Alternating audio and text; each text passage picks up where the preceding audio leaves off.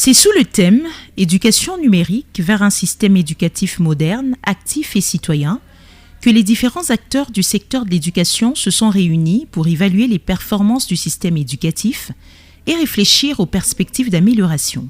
Prenant la parole, la ministre provinciale de l'Éducation Pichuka Inda Kasela a invité les participants à tirer pleinement profit de ces échanges afin de renforcer la qualité de l'enseignement dans la province. Durant ces 3 jours de travaux, nous examinerons notamment les résultats obtenus dans les domaines de l'accès à l'éducation, de la qualité des enseignements, de la gouvernance scolaire, de la gestion des ressources humaines, de la carte scolaire, ainsi que des innovations susceptibles d'améliorer les performances de notre système éducatif. Cet exercice devra être conduit avec rigueur, objectivité et responsabilité, afin que nos conclusions reflètent les réalités du terrain et débouchent sur des solutions concrètes. Le vice-gouverneur de province, Clément Moufondi Chinat-Karl, a ensuite procédé au lancement officiel des travaux.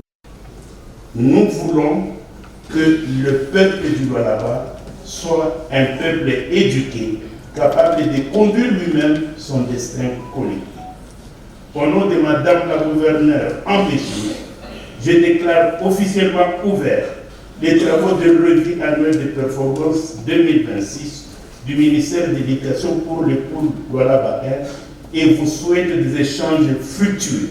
Au sortir de la cérémonie, le directeur provincial de l'éducation, Bonaventure Mokoubou, est revenu sur les objectifs de cette revue annuelle des performances. Chaque fin d'année, les parties prenantes, c'est-à-dire les autorités provinciales de l'éducation et les partenaires s'asseyent ensemble pour évaluer les différentes activités qui ont été planifiées, pour voir quelles sont les activités qui ont été exécutées totalement, partiellement, et celles qui n'ont pas été exécutées, et voir pourquoi celles qui n'ont pas été exécutées, quelle était la cause, n'est-ce pas, de non-exécution de ces activités.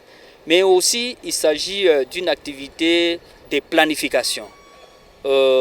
C'est dans ces assises de la revue annuelle des performances où nous proposons des recommandations aux différents décideurs pour l'année suivante. Débutées ce mercredi 5 août 2026, ces assises se poursuivront jusqu'au vendredi 7 août 2026.